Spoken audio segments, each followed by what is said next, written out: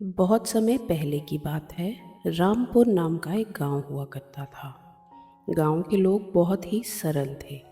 गांव के लोग अक्सर ये बहस किया करते थे कि कर्म बड़ा होता है या किस्मत। कुछ कहते कि मेहनत से सब हासिल किया जा सकता है, तो कुछ मानते कि किस्मत का लिखा बदला नहीं जा सकता। गांव में रामू नाम का एक मेहनती किसान रहता था। बचपन से ही वो दूसरों के खेतों में मजदूरी करके अपना पेट भरता था। उससे अपनी मेहनत पर भरोसा था, लेकिन उसकी किस्मत हर बार उसे निराश कर देती। रामू का सपना था कि एक दिन उसका खुद का घर और ज़मीन हो, जहां वो अपनी पत्नी मीरा और बच्चों के साथ खुशी से जीवन बिता सके। लेकिन जैसे ही वो कुछ बचत करता तो कोई ना कोई संकट आ जाता और उसकी सारी मेहनत पर पानी फिर जाता। कभी उसकी फसल पर बाढ़ आ जाती, तो कभी उसे बीमारी की वजह से अपना इलाज कराने पर खर्च करना पड़ता। फिर भी उसने हिम्मत नहीं हारी और दिन रात मेहनत करता रहा। दूसरी ओर सेठ रतनलाल गांव के सबसे धनी व्यक्ति थे। उनके पास बहुत सी ज़मीनें, जायदाद थी, नौकर चाकर थे और बड़ी हवेली थी। लोग कहते थे कि सेठ की किस्मत बहुत अच्छी है। उन्हें जो भी चाहिए वो उनकी किस्मत के सहारे उन्हें मिल ही जाता था। रामू उन्हें देखकर अक्सर सोचता, काश मेरी किस्मत भी इतनी ही अच्छी होती। एक दिन गांव में एक सिद्ध संत गजानन बाबा आए। बाबा की ख्याति दूर दूर तक फैली थी। लोग कहते थे कि वो भविष्य देख सकते हैं और अपनी शक्ति से लोगों की परेशानियों को हल कर सकते हैं। रामू ने सोचा कि शायद बाबा उसकी किस्मत को बदलने में मदद कर सकते हैं। वे भी उनके पास पहुंचा और अपनी दुख भरी कहानी सुनाई। उसने कहा, बाबा जी, मैंने ज़िंदगी भर मेहनत की, लेकिन किस्मत ने कभी मेरा साथ नहीं दिया। क्या मैं अपनी किस्मत से लड़कर कुछ हासिल कर सकता हूँ? बाबा गहरी सोच में डूब गए और फिर बोले, बेटा, किस्मत और कर्म दोनों ही जीवन के अहम हिस्से हैं, लेकिन असली जीत किस में है, ये जानने के लिए तुम्हें खुद प्रयास करना होगा। मैं तुम्हें एक सुझाव देता हूँ। गांव के बाहर एक पुरानी कुटिया है। वहाँ एक सोने का पत्थर गड़ा हुआ है। अगर तुम्हारी मेहनत और नियत सच्ची है, तो वो पत्थर तुम्हें मिलेगा। रामू ने बाबा की बात को दिल से लगा लिया। अगले ही दिन वो उस कुटिया के पास पहुंचा। वहाँ का रास्ता बहुत कठिन था, कांटे, पत्थर, ऊबड़ खाबड़ जमीन। लेकिन रामू ने हार नहीं मानी। उसने कुदाल लेकर जमीन खोदनी शुरू की। एक हफ्ता बीत गया, फिर एक महीना बीत गया, पर उसे कुछ नहीं मिला। गांव के लोग उसे देखकर हंसते, मजाक उड़ाते और कहते, रामू, तेरी किस्मत में सोना नहीं, बस मिट्टी ही है। रामू ने किसी की परवाह नहीं की। उसने मेहनत जारी रखी। कई महीने बीत गए और फिर आखिरकार उसकी मेहनत रंग लाई।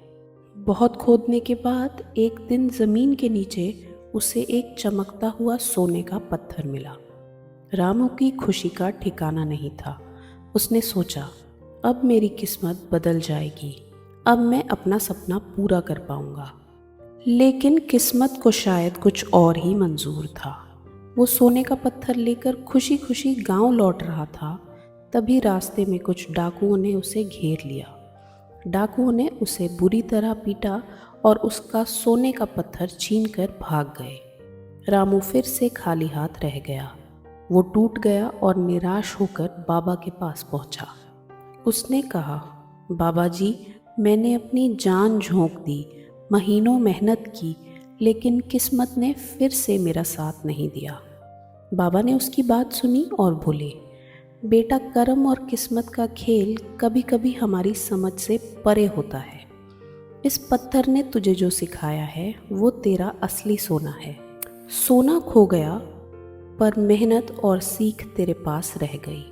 मेहनत का रास्ता कभी खाली नहीं जाता, ये याद रखना। रामू ने बाबा की बात मानी और अपनी मेहनत में जुट गया। उसने गांव में एक छोटा सा खेत खरीदा। अपनी मेहनत से वहाँ सब्जियाँ उगानी शुरू की। धीरे धीरे उसकी फसलें बढ़ने लगीं और उसकी आमदनी भी। उसने अपनी कमाई से थोड़ी थोड़ी ज़मीन खरीदी और अपना छोटा सा व्यापार शुरू किया। लोग उसकी ईमानदारी और मेहनत की तारीफ करने लगे। कई सालों बाद रामू का व्यापार बढ़ गया और वो गांव में एक सफल किसान बन गया। उसी दौरान सेठ रतनलाल का व्यापार घाटे में चला गया। उनकी किस्मत ने साथ छोड़ दिया और वो कर्ज में डूब गए। वो अपने व्यापार को बचाने के लिए हर मुमकिन कोशिश कर रहे थे, लेकिन कुछ भी काम नहीं आ रहा था। आखिरकार वे मदद के लिए रामू के पास पहुंचे। रतनलाल की दुर्दशा देखकर रामू को भी अजीब सा लगा। कभी वो बड़े आदमी थे और अब हालात ने उन्हें तोड़कर रख दिया था। रामू ने सेठ से कहा, सेठ जी, किस्मत ने तो आपको बहुत कुछ दिया था, पर क्या आपने मेहनत पर भरोसा किया? सेठ रतनलाल ने सर झुका लिया और कहा, रामू, मुझे अब समझ में आ गया है कि किस्मत कभी भी बदल सकती है। मुझे लगता था कि दौलत और सफलता हमेशा मेरे साथ रहेंगे, पर मैंने मेहनत को कभी तवज्जो नहीं दी थी। आज जब किस्मत ने मेरा साथ छोड़ा तो मैं खाली हाथ रह गया। अब तुम मुझे बताओ, क्या तुम मेरी मदद करोगे? रामू ने थोड़ी देर सोचा और फिर कहा, सेठ जी, किस्मत इंसान का साथ छोड़ सकती है, पर मेहनत कभी बेकार नहीं जाती। अगर आप अपने व्यापार को फिर से खड़ा करना चाहते हैं तो आपको मेहनत करनी होगी। मैं आपका हाथ ज़रूर बटाऊंगा, लेकिन आपको ईमानदारी से मेहनत करनी होगी। रतनलाल ने अपनी गलती स्वीकार की और रामू के साथ खेतों में काम करने लगा। ये उनके लिए बिल्कुल नया अनुभव था, लेकिन रामू ने उन्हें सिखाया कि कैसे फसल उगाई जाती है, कैसे धैर्य और मेहनत के साथ किस्मत को अपने हक में मोड़ा जा सकता है। सेठ रतनलाल धीरे धीरे मेहनत का महत्व समझने लगे। कुछ सालों के बाद रामू और रतनलाल ने मिलकर एक सफल व्यापार खड़ा किया। गांव के लोग अब रामू की मिसाल देते थे और कहते थे कि मेहनत करने से ही किस्मत बनती है। रामू ने जीवन का एक गहरा सबक सीखा था और अब दूसरों को भी सिखाता था। कर्म बड़ा है, क्योंकि किस्मत तो कभी भी बदल सकती है, पर मेहनत का फल एक ना एक दिन ज़रूर मिलता है। बहुत समय पहले की बात है। एक छोटे से गांव में एक गरीब किसान रघुबीर अपनी पत्नी सुमन और 2 बच्चों के साथ रहता था। रघुबीर का जीवन कठिनाइयों से भरा था। उसकी रोजी रोटी का एकमात्र सहारा उसकी छोटी सी ज़मीन थी। वो दिन रात मेहनत करता, फिर भी किसी न किसी कारण से उसे साल भर की फसल से उतनी कमाई नहीं होती थी कि वो अपने परिवार का ठीक से गुजारा कर सके। सुमन रोज अपने पति को दुखी और चिंतित देखती। कभी सूखा तो कभी बाढ़, प्रकृति की हर विपदा रघुवीर की फसल को नुकसान पहुंचा देती थी। उसकी मेहनत का फल किसी न किसी वजह से बर्बाद हो जाता। सुमन अक्सर मंदिर जाकर भगवान से प्रार्थना करती, हे प्रभु, मेरे पति की मेहनत रंग लाए और हमारे जीवन में सुख शांति आए। एक रात जब रघुबीर खेत में अकेले काम कर रहा था, उसे कुछ अजीब सा एहसास हुआ। अचानक हवा तेज हो गई, पेड़ हिलने लगे और हल्की हल्की बिजली चमकने लगी। रघुबीर ने देखा कि सामने एक तेज रोशनी प्रकट हुई और उसके सामने एक साधु आ खड़े हुए। साधु का चेहरा शांत था, लेकिन उनकी आंखों में एक गहरी चमक थी। साधु ने मुस्कुराते हुए कहा, पुत्र, तुम्हारी मेहनत और ईमानदारी देखकर मुझे प्रसन्नता हुई है। मैं तुम्हें एक वरदान देना चाहता हूँ। बताओ, तुम्हारे मन की कौन सी ऐसी इच्छा है जिसे मैं पूरा कर सकता हूँ?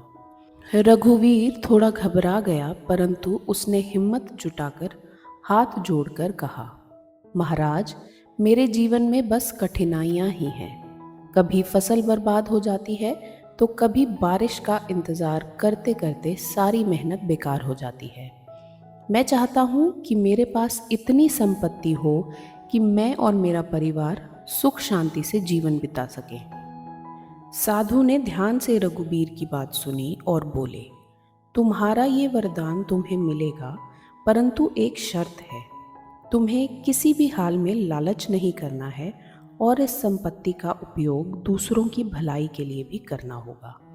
रघुबीर ने सिर हिलाते हुए सहमति जताई।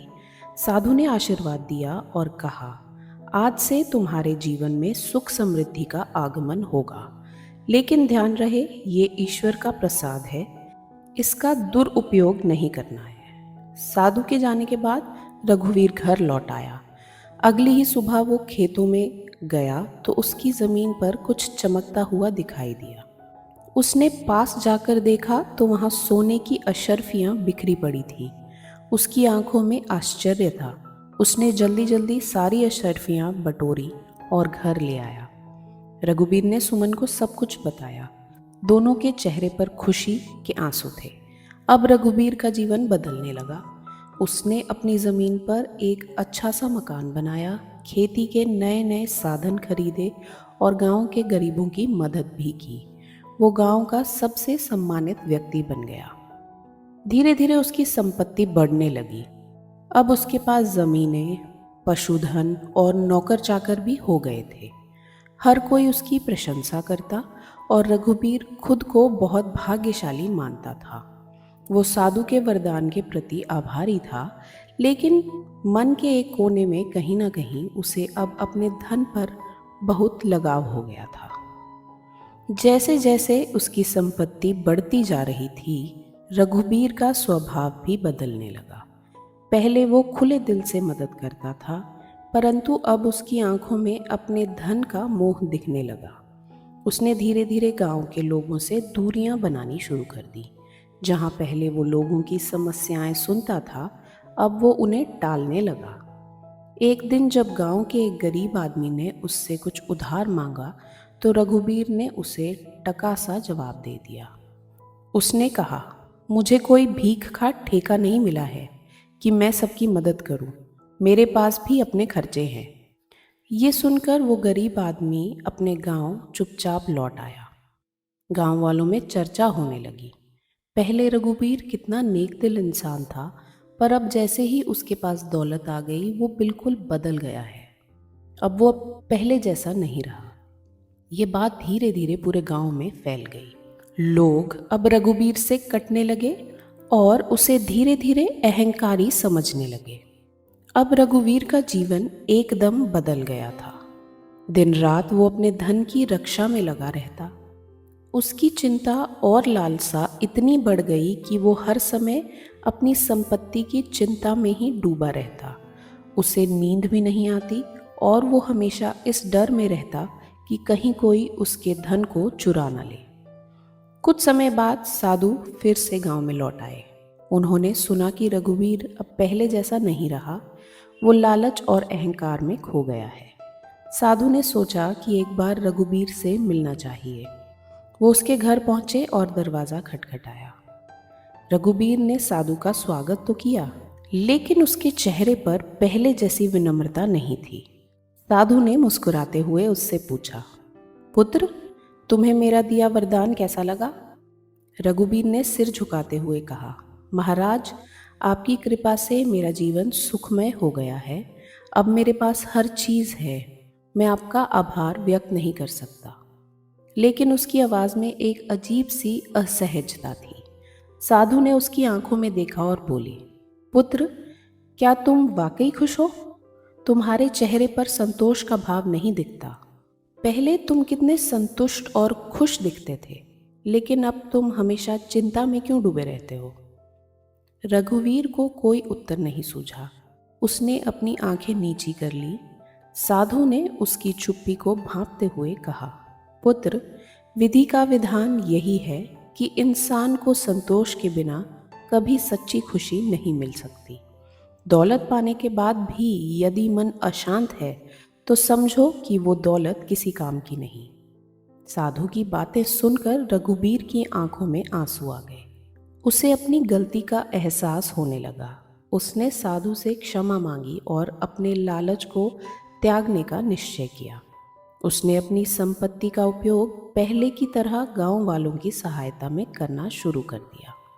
उसने ज़रूरतमंदों की मदद की और अपनी संपत्ति का एक बड़ा हिस्सा गरीबों को दान कर दिया। धीरे धीरे रघुवीर का स्वभाव भी बदलने लगा। उसने फिर से गांव के लोगों के साथ समय बिताना शुरू कर दिया। गांव के लोग भी उसकी उदारता और विनम्रता देखकर उसकी फिर से प्रशंसा करने लगे। उसने साधु के दिए वरदान का सही उपयोग करना सीख लिया था और अंततः संतोषपूर्वक जीवन व्यतीत करने लगा। अब रघुवीर ये समझ चुका था कि सच्चा सुख और शांति केवल दौलत से नहीं बल्कि संतोष और उदारता से मिलती है। वो साधु के उपदेश को जीवन का मार्गदर्शक बनाकर आगे बढ़ने लगा। उसने अपने बच्चों को भी यही शिक्षा दी कि कभी भी दौलत का दास नहीं बनना चाहिए, बल्कि संतोष और सेवा को अपना उद्देश्य बनाना चाहिए। आशा करती हूँ आपको ये कहानियाँ पसंद आई होंगी। अगर हमारी कहानियाँ आपको पसंद आई हों तो इस वीडियो को लाइक और शेयर ज़रूर करें।